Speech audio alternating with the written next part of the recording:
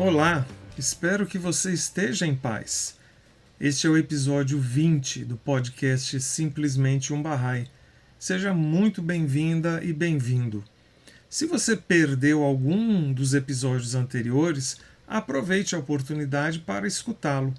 Se o conteúdo do podcast for importante para você, lembre-se de deixar um comentário e curtir, para que o algoritmo da plataforma ajude outros a chegarem aqui. Hoje vamos saber um pouco mais sobre aqueles primeiros dias de Abdu'l-Bahá na cidade de Nova York. Já falamos de algumas pessoas que estiveram na presença do amado mestre no dia 12 de abril de 1912. No episódio 18, conhecemos um pouco da história do casal Carrie e Edward Kinney, em cuja residência ele realizou sua primeira palestra em solo estadunidense. No episódio 19, focamos no pastor Howard Colby Ives, que esteve lá nessa ocasião e, a partir daí, aproveitou todas as oportunidades para estar próximo a Abdu'l-Bahá. Hoje vamos relatar brevemente alguns outros encontros e conversas que Abdu'l-Bahá manteve nos dias 12, 13 e 14 de abril.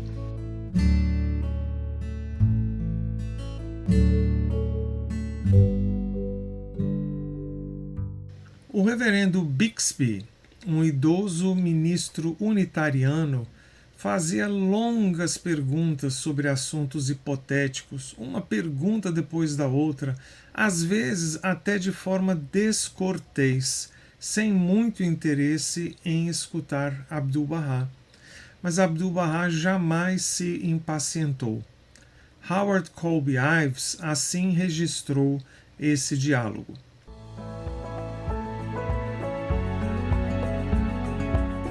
Abre aspas.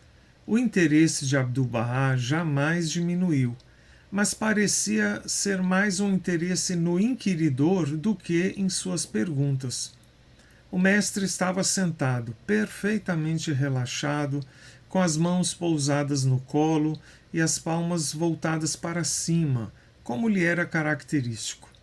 Olhava para o interlocutor com aquela indescritível expressão de amor envolvente que nunca falhava. Por fim, Abdu'l-Bahá conduziu seu visitante até a porta e, rindo, pegou um grande ramalhete de rosas e o depositou nos braços do reverendo. O visitante, agora curvando-se humildemente, parecia tão surpreso, tão radiante, tão humilde, tão transformado. Abdu'l-Bahá disse: estas belas rosas lhe expressarão o amor e a fragrância do espírito Bahá'í. Fecha aspas. O fluxo de visitantes no dia 12 de abril incluiu duas pessoas com visões opostas: o Sr. Short, da Sociedade de Paz de Nova York, e o Sr. Hudson Maxim, um inventor de armamentos. Imagine o contraste. O Sr. Short observou que todos os membros da Sociedade de Paz de Nova York sentem a verdade e a inspiração do que o Senhor disse. Já o Sr. Maxim pensava diferente. Ouçamos o diálogo que ele teve com Abdu'l-Bahá. Entendo que o senhor é um mensageiro da paz para este país. Qual é a sua opinião sobre a guerra moderna? Abdu'l-Bahá: tudo o que impede a guerra é bom. Sr. Maxim: Cristo disse que veio para fazer a guerra. Abdu'l-Bahá: temos a história do mundo por quase 6.000 anos. Tentemos agora a paz por um tempo. Se bons resultados se seguirem, vamos aderir a ela. Se não, vamos descartá-la e lutemos novamente. Nada será perdido com a experiência. Sr. Maxim: a evolução atingiu agora um período na vida das nações em que o comércio toma o lugar da guerra. Os negócios são uma guerra cruel, impiedosa. Abdu'l-Bahá: verdade. A guerra não se limita a uma única causa. Há muitos tipos de guerra e conflito em andamento: guerra política, guerra comercial, guerra patriótica e racial. Esta é a própria civilização da guerra. Sr. Maxime, menos homens são mortos na guerra em um ano hoje do que são mortos por nossas indústrias em acidentes evitáveis. Abdu'l-Bahá, a guerra é o mais evitável dos acidentes. A guerra é o mais evitável dos acidentes.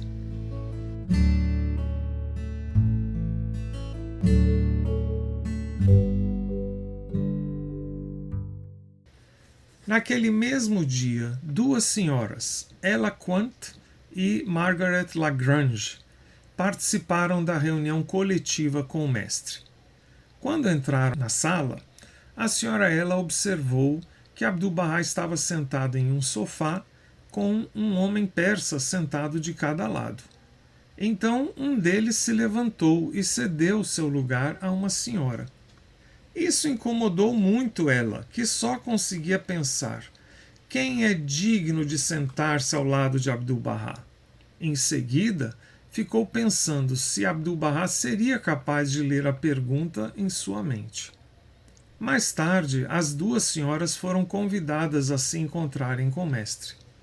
Primeiro, ele conduziu a senhora Margaret para sentar-se em uma cadeira posicionada exatamente de modo que ela pudesse olhar nos olhos dele. Detalhe: esse era o desejo secreto de Margaret.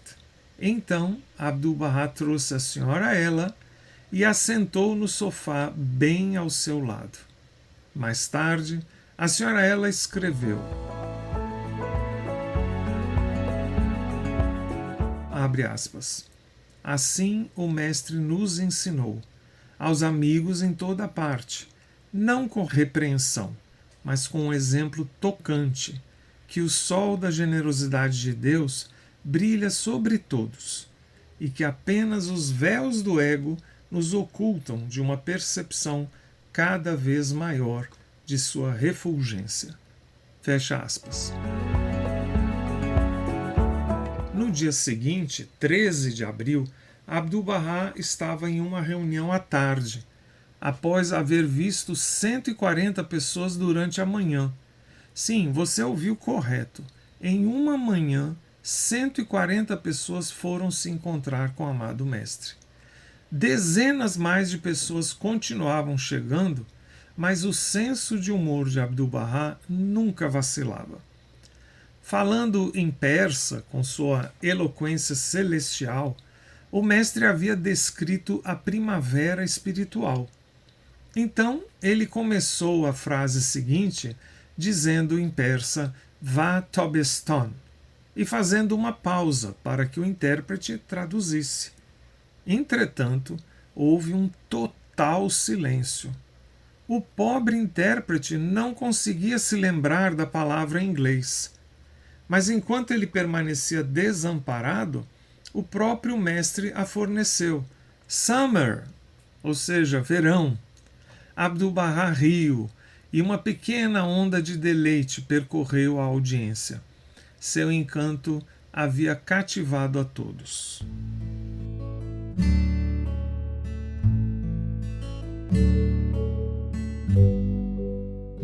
Em 14 de abril, 3 dias após a chegada de Abdu'l-Bahá a Nova York, o navio Titanic, no qual ele fora incentivado a viajar, afundou, com a perda de 1.500 vidas.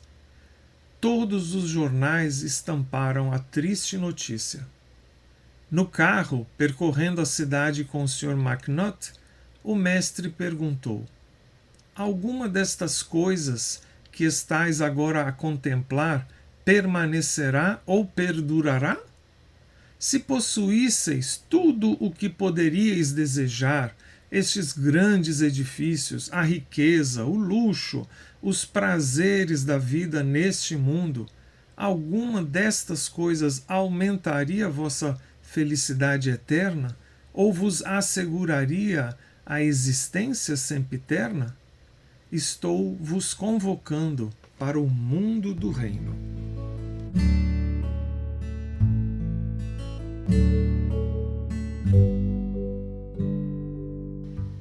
Abdu'l-Bahá fez sua primeira palestra aberta ao público em geral nos Estados Unidos no mesmo dia do desastre do Titanic, e foi na Igreja da Ascensão.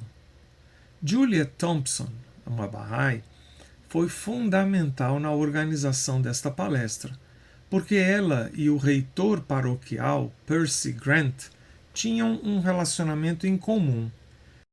Grant era um homem carismático que, segundo Juliet, no próprio púlpito que ele estava oferecendo a Abdu'l-Bahá, havia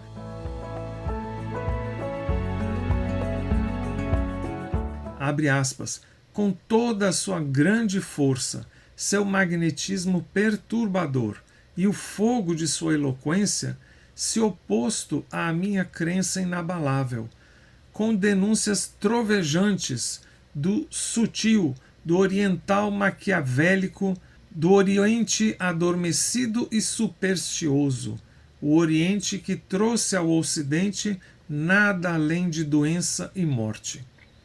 Ele chegara ao ponto de nomear abertamente a seita Bahá'í em seu púlpito e alertar seu rebanho contra ela. E agora, emoldurando a incomparável cabeça do mestre, que estava sentado tão quieto em sua glória, pendia a coroa do vencedor. Oh, por palavras vívidas e sublimes o suficiente para fazer você vê-lo sentado ali, no mesmo lugar onde ele havia sido tão violentamente negado. Mas os poderes transformadores de Abdu'l-Bahá eram evidentes. Quando ele entrou na igreja, o altar e todo o presbitério estavam repletos de lírios do Nilo. Nas costas da cadeira do bispo pendia uma grinalda de vencedor, uma reprodução exata da grinalda de vencedor grega, classicamente simples, um pequeno oval de louro com suas folhas soltas no topo. O Dr. Grant leu primeiro uma profecia do Antigo Testamento, apontando diretamente para este dia, para Bahá'u'lláh. Depois, o 13º capítulo de Coríntios. Estas não eram as leituras do dia, mas foram escolhidas especialmente. No final da segunda leitura, assim que o coro começou a cantar em uma grande explosão triunfante Jesus vive, Abdu'l-Bahá, com aquele seu passo, que foi descrito como o andar de um pastor ou de um rei, entrou no presbitério, vindo de repente ao seu templo. Percy Grant havia deixado seu assento silenciosamente, ido à sacristia e retornado com o mestre, segurando sua mão.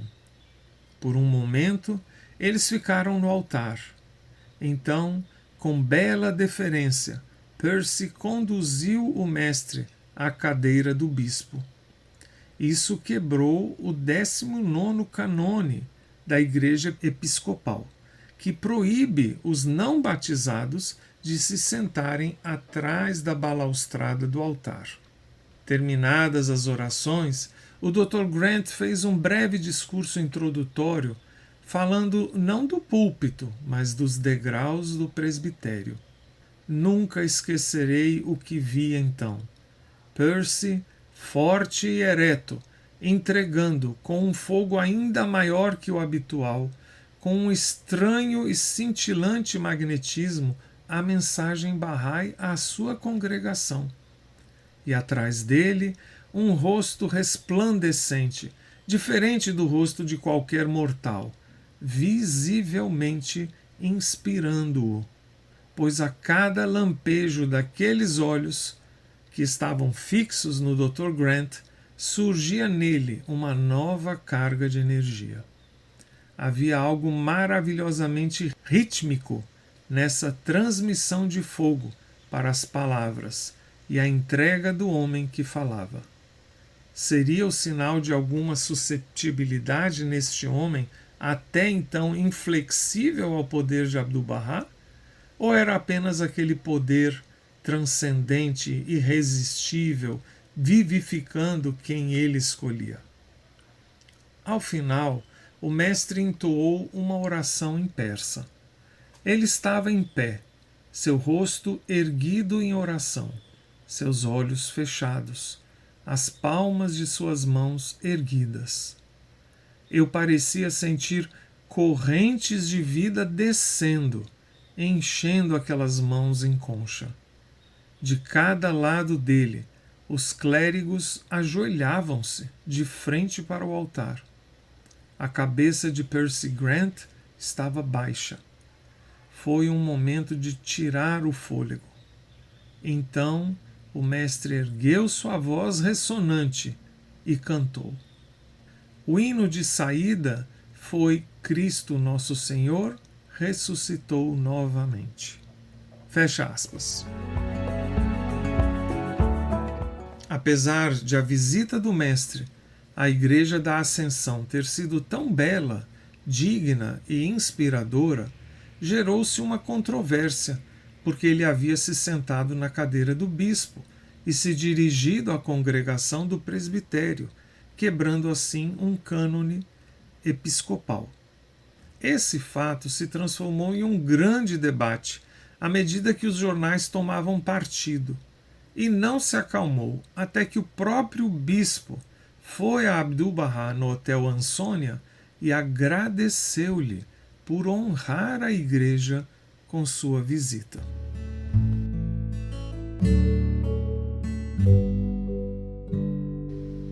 Aqui encerramos este episódio agradecendo a sua companhia e encorajamento.